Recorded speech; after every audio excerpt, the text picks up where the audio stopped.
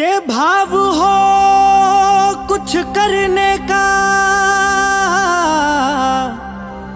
तो अवसर खुद आते हैं,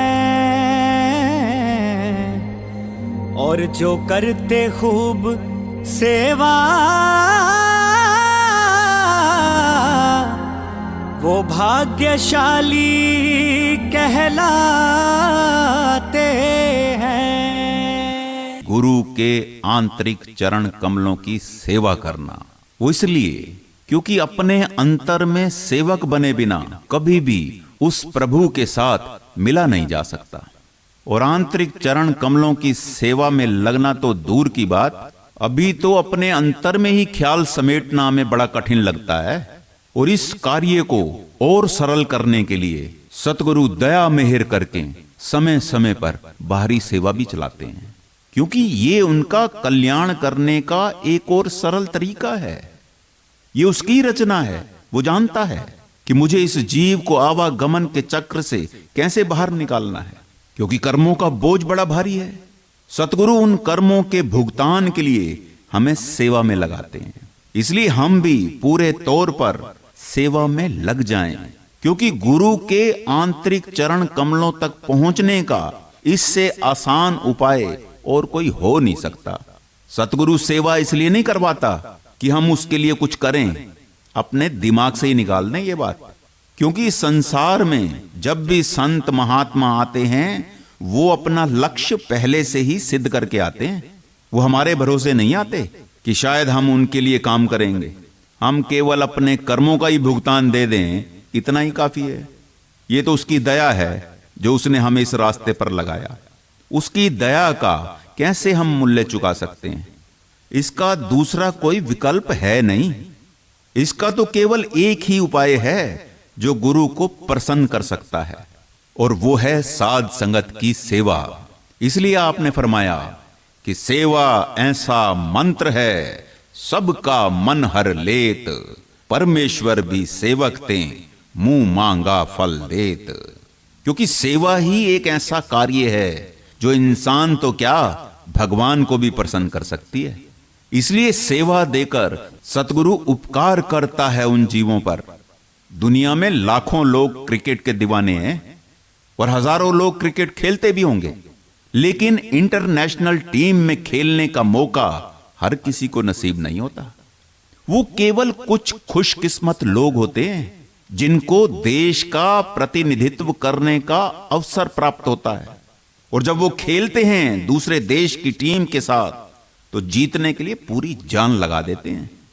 ठीक इसी तरह सतगुरु ने भी हमें चुना है और मौका दिया है इस जन्म मरण के चक्र से हमेशा के लिए आजाद होने का। ये कोई मजाक नहीं। 84 लाख योनियों के बाद जाकर ये मौका नसीब हुआ है। इसलिए वो खुशकिस्मत लोग हैं जिनको ये अवसर मिला है इस सेवा को करने का। और ये सब वो देख रहा है कि कौन कितनी लगन से सेवा कर रहा है, कौन जीवन की बाजी जीतने के लिए सेवा कर रहा है, कौन अपने स्वार्थ की पूर्ति के लिए सेवा कर रहा है और कौन परमार्थ के लिए सेवा कर रहा है। सेवा देकर वो कोई अपने पांव नहीं दबवाता, वो तो केवल हमारे भले के लिए पुरुषार्थ और परमार्थ की लकीरें खींचना चाहता है। असल में वो हमारे दोनों तरफ ऐसे किनारे बना देना चाहता है जिसके दरमियान चलते चलते हम भी सहज ही अपनी मंजिल तक पहुंच जाएं। जैसे नदी के किनारे ही उसे बांध कर ले जाते हैं समंदर तक, ऐसे ही सेवा करने वाले की मर्यादाएं, सेवक की सीमाएं इसे बांध कर ले जाती हैं उस सतनाम समंदर तक। जो पानी बंधने को तैयार नहीं वो कभी भी समंदर तक नहीं पहुंच सकता, क्योंकि या तो उसे जमीन पी जाएगी, या धूप की तपिश सुखा देगी, या फिर इस संसार के गड्ढों में पड़कर सड़ जाएगा, मगर कभी भी सागर तक नहीं पहुंच पाएगा।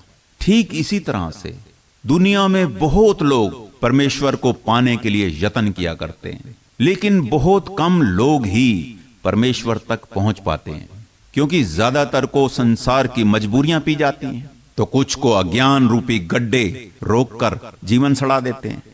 कहने का भाव सिर्फ इतना है कि वो भाग्यशाली लोग होते हैं जिनको सच्चे गुरु की संगत मिलती है और वो गुरु मत को अपनाकर परमेश्वर तक के सफर को तय कर जाते हैं। इसलिए सेवा का महत्व क्या है, ये अभी हमें समझना होगा। आज समझें, 10 साल बाद समझें, जीवन के अंतिम श्वास में समझें, तभी सेवा सार्थक होगी। क्योंकि ये गुरु और सेवक का संबंध बाहर का, इस तन का नहीं। ये तन तो मिट्टी का है और एक दिन मिट्टी में ही मिल जाएगा। इसलिए इससे जितनी सेवा हो सकती है ले लें, क्योंकि ये कर्म और भावनाओं का संबंध है। गुरु और सेवक अंदर से करीब आते हैं कर्म के द्वारा, समर्पित भावनाओं के द्वारा। इसलिए जब भी कोई सेवक सेवा करता है तो स्वाभाविक है उसे मान मिलता है। श्री राम के बोले, सबके प्रिय सेवक यह है नीति। ये उसकी नीति है।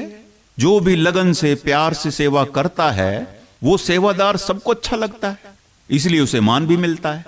लेकिन राम कहते हैं, पर मोहे अधिक दास पर प्रीति। कहते हैं पर मेरी जो है दास पर बहुत प्रीति है, स्वाभाविक प्रेम है। और अगर हम अपने सतगुरु का प्रेम पाना चाहते हैं तो हमें उसका दास बनना होगा। और उसके लिए ही आप इस मान को छोड़ने की बात कर रहे हैं। वो इसलिए क्योंकि ये मान सम्मान कब अभिमान में तब्दील हो जाएगा पता नहीं लगेगा। और अगर हम इस अभिमान से ऊपर उठकर ना चले तो सारी की कराई सेवा व्यर्थ चली जाएगी। इसलिए कहा जाता है कि किया कराया सब गया जब आया अहंकार। लेकिन इसके बावजूद सेवा के दौरान हमें कोई भला बुरा कह दे, हम सेवा करना छोड़ देते हैं। ये हमारी सोच है। क्यों? क्योंकि हमने ये जो अभिमान की दीवार खड़ी की हुई है उसे देख देख के जी रहे हैं। कोई उसे चोट मारे हमें बड़ी तकलीफ होती है। वो इसलिए क्योंकि हम हर बार भूल जाते हैं कि सतगुरु ही हमारी इस अभिमान की दीवार को गिराना चाहता है, इसलिए समय समय पर उस पर चोट मारता है। दादू साहब के बोले, देवे किनका दर्द का टूटा जोड़े तार, दादू साधे सुरत को सो गुर पीर हमार। ऐसा गुरु, बाणी तो कहती है ऐसे गुरु पर बल बल जाइए कि वो अगर दर्द देता है तो इसके पीछे कारण है। असल में वो हमारे अंदर का टूटा तार जोड़ना चाहता है। इस बात को हम कब समझेंगे, कब एहसास होगा कि हम जिंदगी के कितने कीमती क्षणों को बर्बाद किए जा रहे हैं। चारों ओर निगाह डालकर देख लो, सतगुरु की कितनी दया बरस रही है, लेकिन हमारी जिंदगी का बर्तन ही उल्टा पड़ा हुआ है, इसलिए उसमें कुछ समाता नहीं। गुरु नानक देव जी के बोले, ऊंधे भांडे कछु न समावे, सीधे अमृत पड़े निहाल। इसलिए अगर हम सतगुरु के चरण कमलों की सेवा में लगना चाहते हैं, उसके दास बनना चाहते हैं, तो इन बातों को विचारें और मनन करें। ये पाप मिटाए है पुण्य बनाए, सत्संग में लाती उत्साह बढ़ाती, कभी दी नहीं जाती, खुद करनी है पड़ती, अधिकार से करिए